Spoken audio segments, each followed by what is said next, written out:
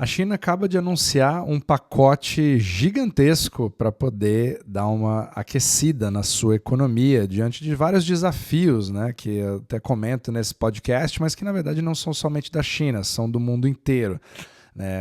A China passa por uma onda, acaba sendo amplificada de um movimento deflacionário que vem acontecendo na economia e principalmente com o objetivo de tentar reaquecer a parte do consumo interno, que acaba sendo, nesse exato momento, o calcanhar de Aquiles da China e, pelo menos nesse meio tempo, foram feitas várias medidas meio que comedidas, né? Um passinho de cada vez, uma solução aqui, outra ali, uma medida aqui, como se fossem várias pílulas, mas que não surtiram o efeito desejado, pelo menos até agora, principalmente com a expectativa do mundo inteiro da China reanimar o mundo, aumentar ali o consumo, mas principalmente baseado nas atividades de exportação. Esse acaba sendo o grande trunfo do Xi Jinping para poder estimular a economia baseado no consumo externo, né, à China. Então você vê ali todo o movimento com carros elétricos que vem dominando o mercado, a China é a maior produtora do mundo hoje, você tem ali os painéis solares e muita inovação que vem saindo da China, mas essa estratégia tem também o problema da demanda. Principalmente pelos produtos chineses e das tarifas que também vêm ocorrendo. Então, são vários movimentos que vêm acontecendo e é claro que toda vez que eu falo sobre China, os comentários vêm à tona, né, com as pessoas que vão criticar porque acham que eu vou estar falando mal da China ou que acham que vou estar falando bem da China, mas o meu objetivo aqui é trazer informação de todos os movimentos. A China é um superlativo de tudo que tem de bom e de ruim ao mesmo tempo, né? Então tem várias coisas que acontecem na China e é um país fascinante, mas eu quero te passar aqui quais foram as medidas que foram tomadas agora num super pacote que pode ser considerado como uma injeção de adrenalina na economia chinesa. Então o objetivo aqui, segundo um artigo da Bloomberg, que eu vou compartilhar com vocês aqui na descrição, é de você injetar confiança no mercado. Só de você ver essa frase, ela me chama bastante atenção porque tem muito das questões, das medidas que bancos centrais tomam em relação à economia, muito mais do que os efeitos de fato no aumento do consumo ou na melhoria das condições da economia, é a narrativa que se cria em relação às melhorias, porque eu estou mostrando para a população que eu estou fazendo alguma coisa. E muitas vezes isso tem uma transmissibilidade do efeito psicológico. E não é uma coisa só da China. Novamente, o Fed faz exatamente a mesma coisa, a Europa faz exatamente a mesma coisa, é a mesma cartilha. Então vamos para as medidas que foram tomadas. Então a gente viu que o PBOC, né, o Banco Popular da China, o Banco Central deles, ele vinha fazendo uma série de cortes de taxa de juros em sequência, né, e fez mais um corte nessas taxas de juros de curto prazo, visando facilitar o acesso ao crédito e estimular o crescimento econômico, segundo o artigo. Mas o mais interessante é que a curva de bonds chinesa ela já vem invertida há bastante tempo e ela está com juros bem mais baixos do que os próprios Estados Unidos, ou seja, mostrando ali um grande esforço para que você tenha esse tipo de estímulo forte e imediato, né, numa intensidade maior do que a própria curva de juros americana veio mostrando e muito mais agressivo do que os cortes que o Fed acabou de fazer agora com os 0,5%. Então a China manteve justamente essa política para poder continuar com os cortes da taxa de juros. Agora, ela não fez só isso, fez uma série de outras ações, principalmente na redução da necessidade de reserva bancária, nas reservas mantidas em bancos, ou seja, a redução na quantidade de dinheiro que os bancos devem manter em reserva. O objetivo aqui é você, pelo menos baseado no pensamento, é você liberar mais dinheiro para empréstimos e investimentos.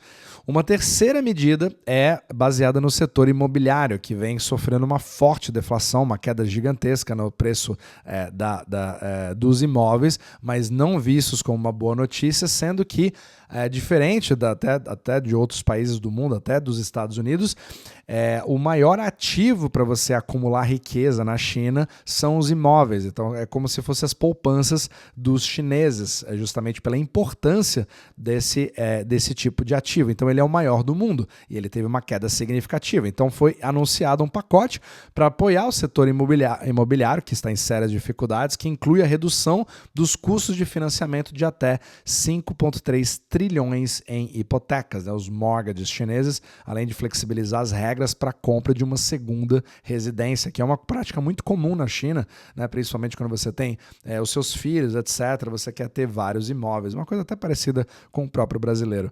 O número 4 foi a criação de um fundo, pelo menos o pensamento é você criar um fundo de estabilização do mercado. Então o Banco Central Chinês está estudando a criação de um fundo para fornecer suporte adicional à liquidez do mercado acionário, porque a Bolsa de Valores teve uma queda significativa também. E esse fundo vai incluir aí no mínimo 800 bilhões de yuan, né, que seria 113 bilhões de dólares nesse exato momento, para ajudar a estabilizar o preço das ações, ou seja, isso vai possibilitar que investidores adquiram ações no mercado, né, para você poder sair e entrar nas posições mais facilmente, tendo ali o partido do outro lado da negociação também. Então o fundo também vai permitir que grandes acionistas e empresas listadas recomprem ações e aumentem as suas participações, contribuindo para estabilizar o mercado.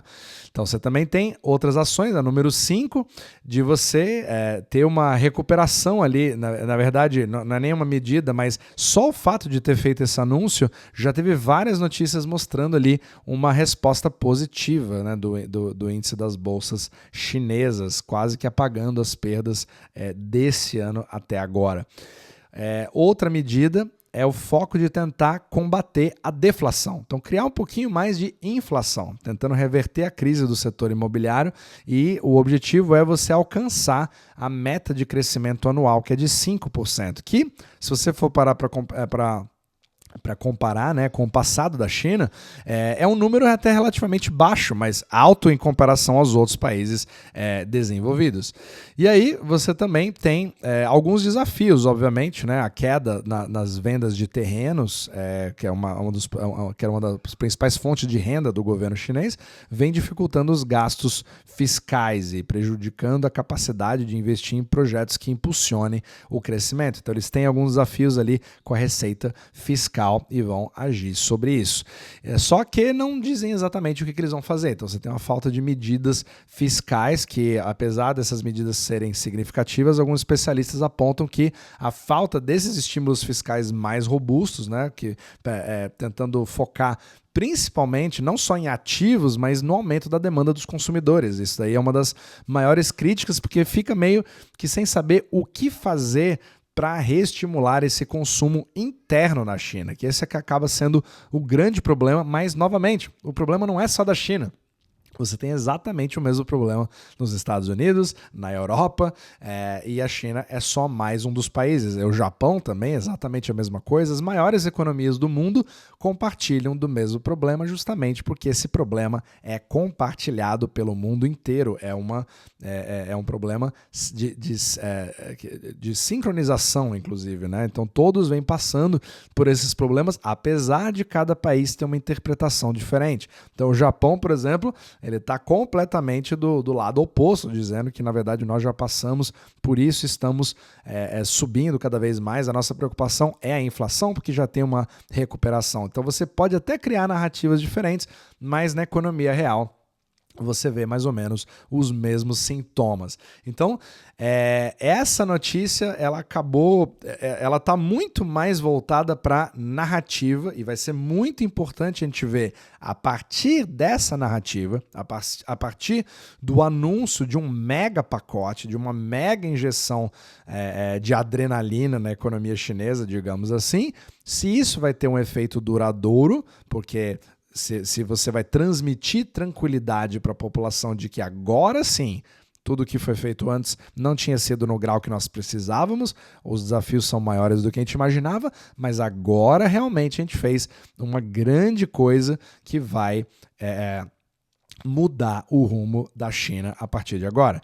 Então, ou pode ser que isso seja visto como algo de curto prazo, que perde ali como um voo de galinha, ou realmente isso vai começar a se transmitir. Então vamos ver a cena dos próximos capítulos, mas principalmente eu observaria o consumo interno da China e a menor dependência, que também é um objetivo, né, de você não ser tão dependente da balança comercial, que está positiva, mas que pode mudar a qualquer momento, porque você precisa de ter uma demanda externa para isso. Os Estados Unidos não estão indo muito bem, nem muito menos a Europa e outros países. Então, percebe? São essas as dificuldades. Então vamos ver, principalmente a partir de agora, quais são as perspectivas e as implicações da reação do mercado. É ele que vai, é essa reação que vai ditar o que realmente vai acontecer a partir de agora e os rumos que a economia chinesa vai tomando a partir desse momento.